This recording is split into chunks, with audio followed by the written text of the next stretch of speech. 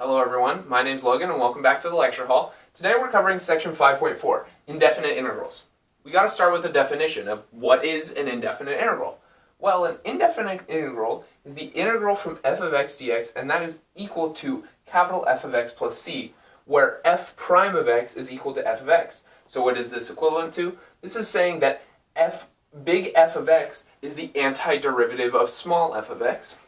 And then, while a definite integral is the integral from a to b of f of x dx, which is equal to the antiderivative of f of x from a to b, which is equal to f of b minus f of a, right? So, what's the difference?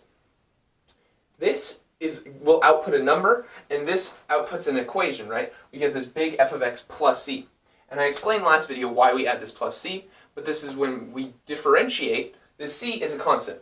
So when we differentiate, constants go away, so we have to add this at the end of every integral, add this for every indefinite integral, because when we add the c, we are adding a constant so that when we differentiate, the constant will go away. Here, we don't need to add any plus c because this will be f of b plus c minus f of a minus c. So the constants go away, and that's why we can just have f of b minus f of a. So the FTC, the fundamental theorem of calculus, is great, but we need a bunch of antiderivatives that go along with certain functions. So now we have a big-ass table of antiderivatives that can go along with functions. So the integral of c times f of x dx is equal to c times the integral of f of x dx. So anytime you have an integral with a constant, pop it out front. The integral of two functions added together is equal to the integral of f of x dx plus the integral of g of x dx. Now we have the integral of k dx is equal to kx plus c. And we always have to have that plus c because there are no bounds, so it's an indefinite integral. Now we have the integral of x to the n dx. Well, that's just equal to x to the n plus 1 divided by n plus 1 plus c. This is the opposite of the power rule. Now we have the integral of e to the x dx is equal to e to the x plus c. Well, we know the derivative of e to the x is e to the x, so it makes sense that the integral of e to the x is e to the x plus c. The integral of 1 over x dx is equal to ln of the absolute value of x plus c. So you always have to have those absolute value bars. They're very important because if you forget them, minus 2 points on a midterm. Now we have the integral of sine of x dx. Well, that's just equal to negative cosine of x plus c. Then we have the integral of cosine of x dx. That's just equal to sine of x plus c. Now we have the integral of secant squared x dx. Well, that's just tan of x plus c. Integral of cosecant x times cotangent of x dx is just equal to cosecant of x plus c. Then we have the integral of cosecant squared x. Well, that's just equal to negative cotangent of x plus c. And then we have the integral of secant x times tangent x dx. That's equal to secant x plus c.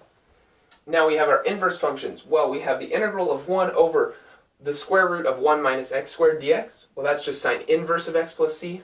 We have the integral of negative 1 over the square root of 1 minus x squared dx. Well, that's just equal to cosine inverse of x plus c.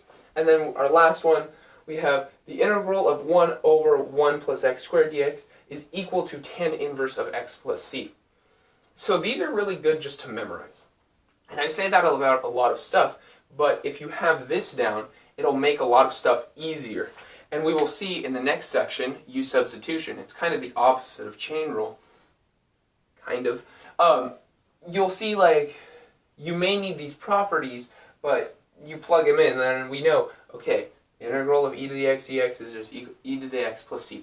So just memorize these, and you will do a lot better on quizzes and tests.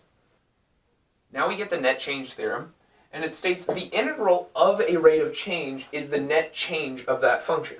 So what's that? Well, the integral from a to b of f prime of x dx is just equal to f of b minus f of a. And we've seen this, like I've probably showed this 3 times in the past video.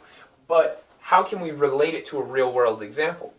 Well, we can do that with velocity and position. Our position, our velocity is the derivative of position. And we would have seen this in our 2A course. So we're saying the integral of our velocity, well, from this net change theorem, it will give us the net change of the function. And that will give us the displacement of our function. Well, what is displacement? Displacement is how far away you ended up from a certain position. It is not your total distance traveled. So our displacement is equal to the integral from t1 to t2 of v of t dt, and that is just equal to the position of t1 minus the position of t2. Well, what if we wanted to find total distance traveled instead? What we have to do is we have to do the integral from t1 to t2 of the absolute value of v of t dt, and this is equal to our total distance traveled. And we can use this, or we can see this from our graph. We see, okay, if this is our velocity, at some points it'll give us a positive area, right? And that means, let's just say it's going that way. Positive is going that way. And then we see, okay, well, this is below the curve, so this is giving us a negative area. And what is that? Well, that's taking away from. So that means our thing goes that way some.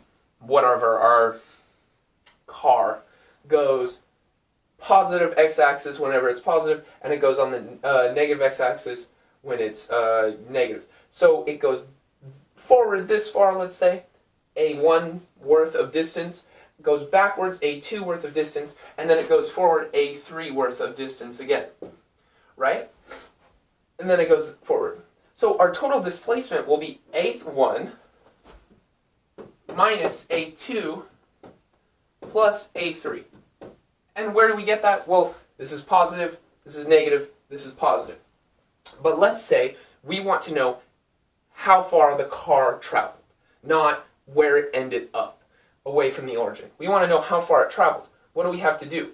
Well, we have to take the absolute value of this, and what's that going to do? Well, this will project the x, or reflect the x of a2 above, and then our total distance traveled will just be equal to a1 plus a2 plus a3, right? And that should make sense because, well, it goes forward a1, backwards a2, but the car's still moving.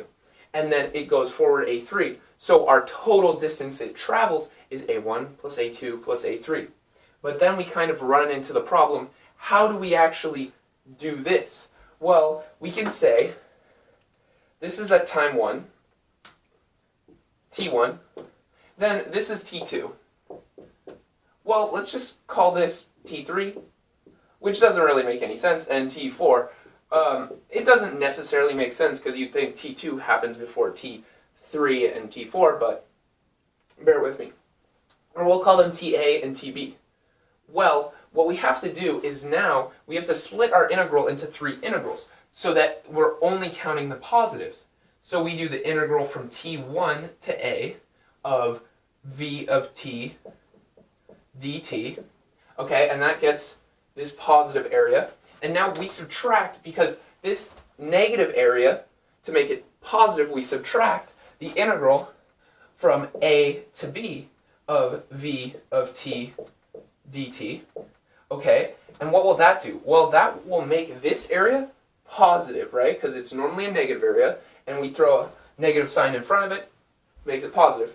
And now what we do is we do the integral from b to t2 of v of t dt, and that will find a3.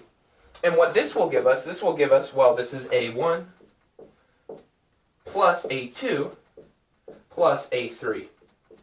So when dealing with absolute values in our integrals, you have to break it up into where the graph changes from positive to negative area and split the integrals there.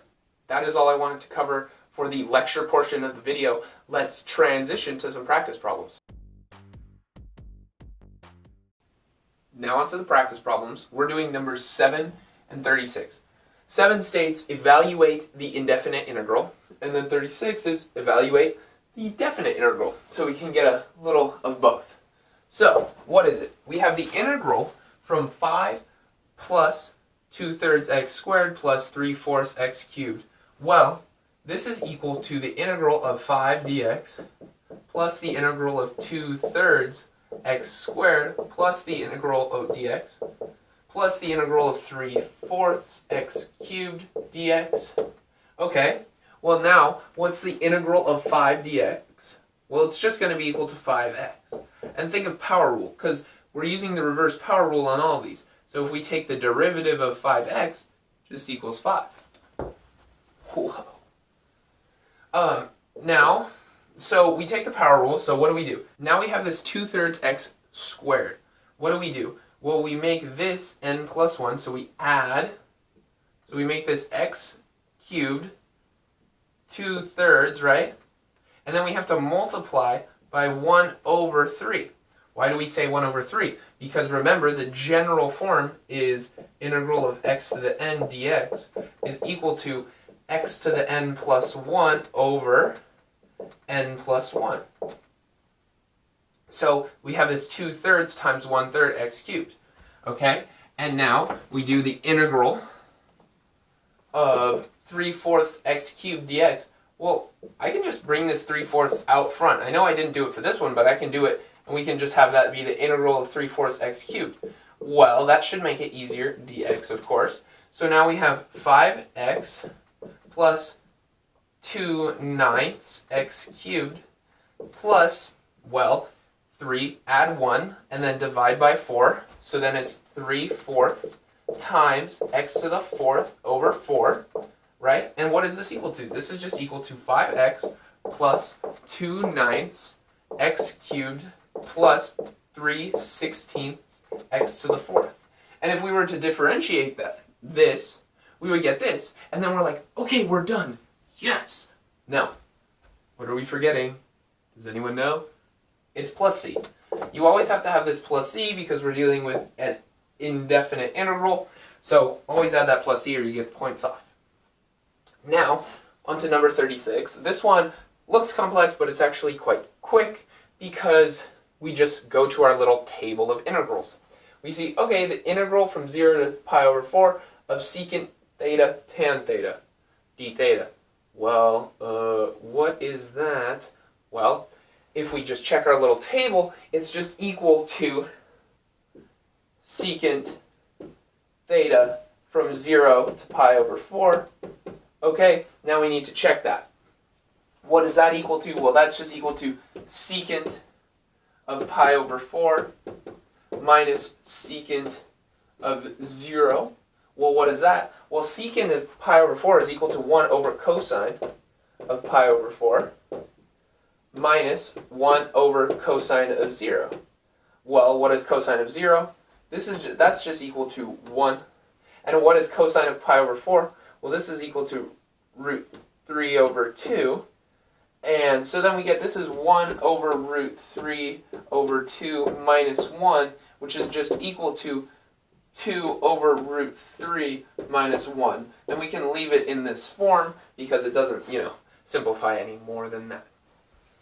So, these are the problems.